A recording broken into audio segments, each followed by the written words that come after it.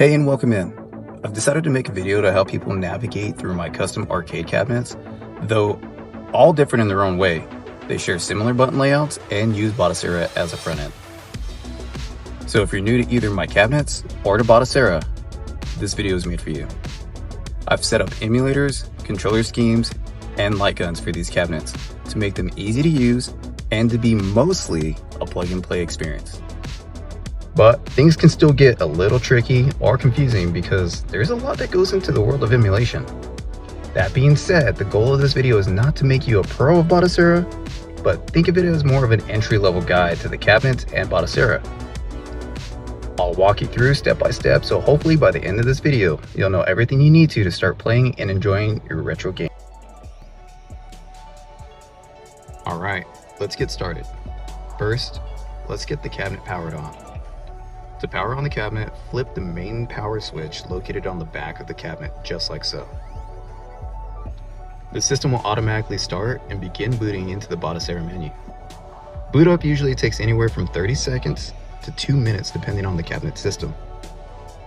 Sometimes it may seem like nothing's happening, but good things take time. Let it cook, as the kids say. I went ahead and sped up this portion of the video, but usually this specific system takes about a full minute to boot.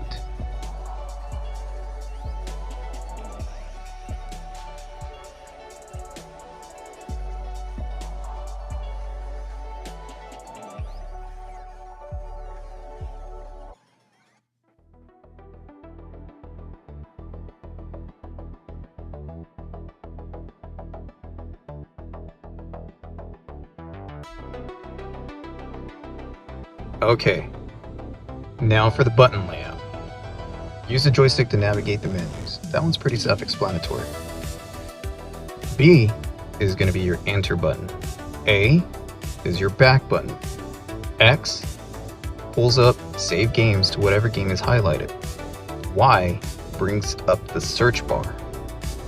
L1, L2, R1, R2. Those are going to be your page up and your page down buttons. This is your start button. That brings up your main menu. The select button brings up the quick menu, and it also doubles as your coin button. We'll be using that anytime we're in an arcade game to be adding in your credits. Lastly, the hotkey. We'll get into this one a little bit later, but it's super important to have. Here's a better overview of the buttons and what they do. Pause if you need. I'll show you in real time what each button does within the menu of Batocera.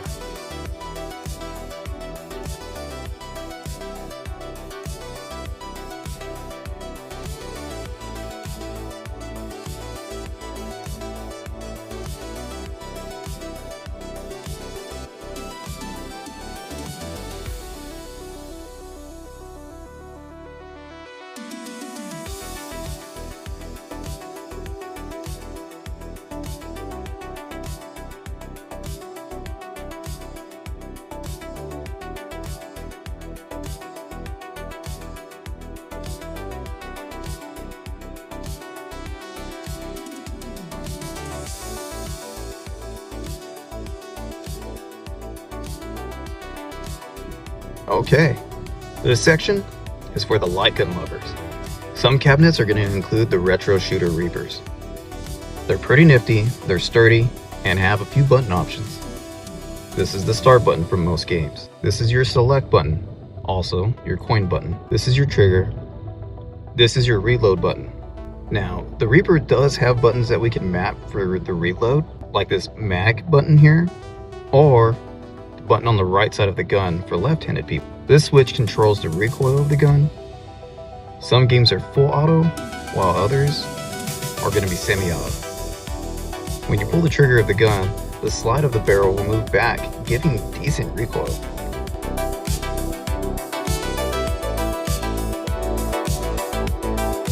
This is your menu cursor, if you can see that.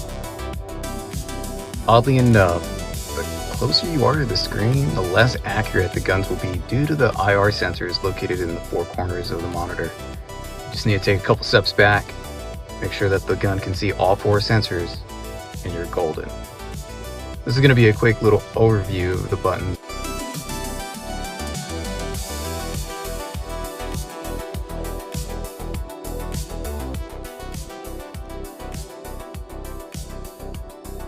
Alright, now we're going to be dealing with the main menu.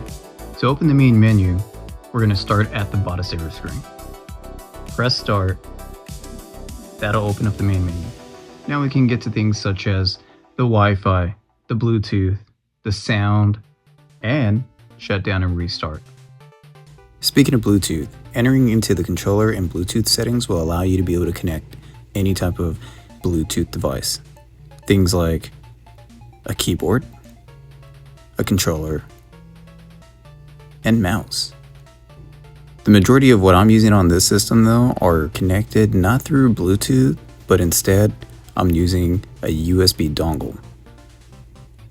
The only thing that's really connected to this through true Bluetooth is the keyboard. Another setting you can get to from the main menu is going to be the sound setting. From here you can adjust your system volume or your music volume. System does the whole thing, everything. Music only adjusts the music.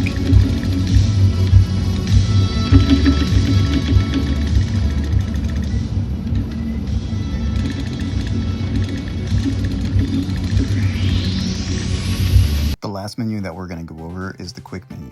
You can get to this by hitting select. In here, we're going to find things such as restart, suspend system, shutdown, etc. You can also change the song that's currently playing.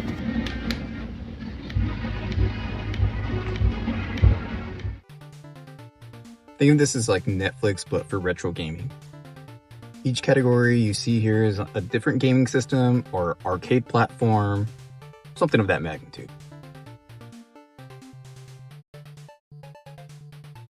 Depending on what ROMs you've installed onto your cabinet, searching is usually faster than scrolling. With this many games, the scrolling can turn into cardio pretty quick, and we don't like cardio.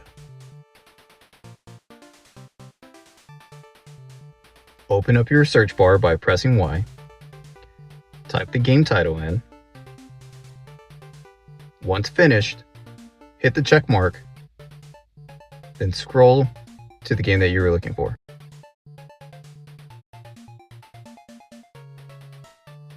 Choosing the proper emulator. If a game has performance issues or doesn't launch at all,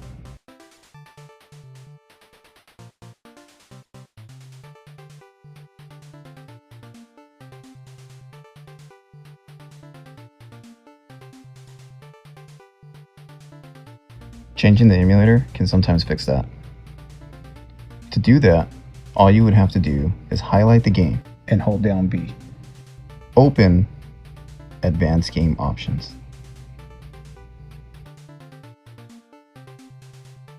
So now we're going to select a different emulator. Now that we have our emulator, we're going to enter the game by pressing B.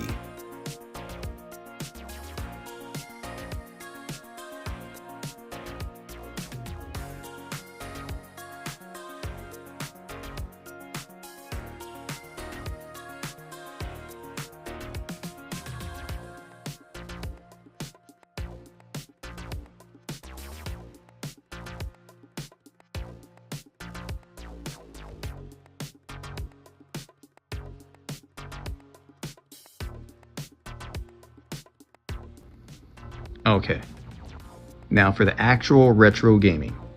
Arcades. Back in the day, we had to add in coins. These games, they require you to still do that. Now it's virtual. So arcade games don't work like the rest of the console games on here. You have to press the coin button to add your credits. Then you're going to be pressing start to play.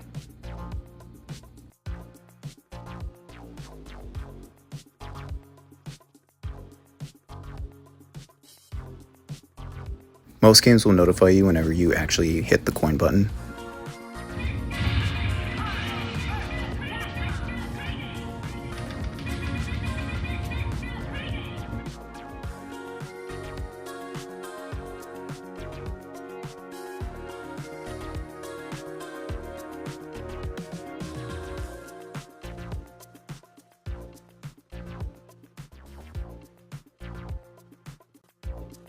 All right, now we're gonna actually start talking about getting out of a game. It takes two buttons, your hot key, not hotkey, hot key, and start. You press both of those at the same time, and you'll exit the game. Now we're on to our Lightgun games. Now it's gonna require you to have to still add in coins. That right here is your coin button. If you notice, it adds coins when you press it. Now we're gonna hit start to actually get going. On this specific game, we're gonna be using the rear button for our reload. Sometimes you have to shoot off screen, sometimes you have to just point off screen. This one will require you to use that reload button. I'll show you in real time.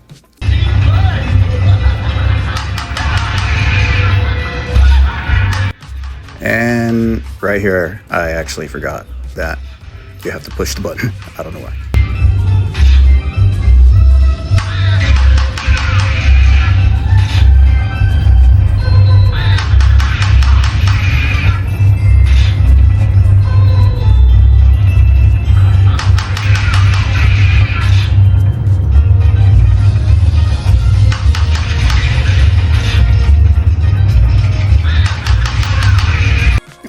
The classic Area 51. Who doesn't love that one? Now, you do have to add your coins, you still have to press start, and in this one it's a dual game, so you have to choose the proper game. No cursor, so you just gotta be good at shooting. Now, on this game, you specifically have to point off screen and pull the trigger to reload. I'll do this in real time as well.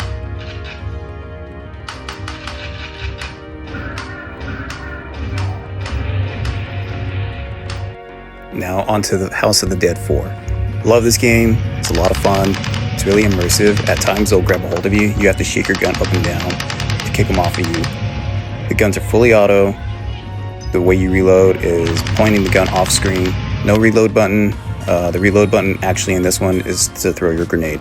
After playing this game, it is now a must-have for me, have to have it. Now for the last game that I'm going to be showing you guys. Yes, I am dual wielding these, yes. It is extremely hard, and yes, I surprised myself at how well I did.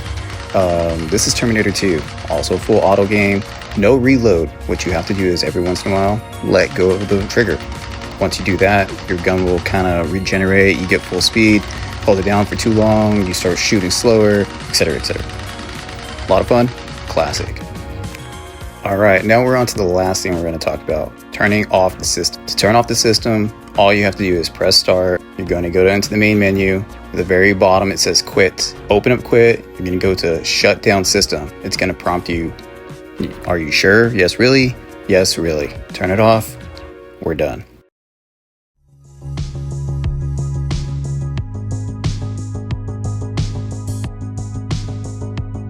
And that's everything you need to know to get started. By now you know how to power on the cabinet, navigate Batocera, search for games, launch and safely exit games, add credits, use the Reaper Lightgun, and properly shut the system down. Once you spend a little time with it, using these cabinets becomes second nature. Honestly, I will say, I think the hardest part usually isn't learning the controllers. It's more of deciding what to play first. The crazy thing about retro gaming is it's an emotional roller coaster. 1 minute you're playing Ninja Turtles with your friends, the next you're ripping their spines out in Mortal Kombat. Or you're fighting over who carried who in the House of the Dead. What these cabinets are really about. It's not just about the games, but the memories that come with them. Retro gaming really had a way of bringing people together. Something about being crowded around a cabinet, trash talking, next thing you know you're helping each other beat levels, or you're completely crushing your friends and pretending it took zero effort. We absolutely have to point out the Reaper light guns. Those suckers are amazing. Something about that recoil, the sound effects, the panic reloads, it can be complete chaos, but it makes it memorable.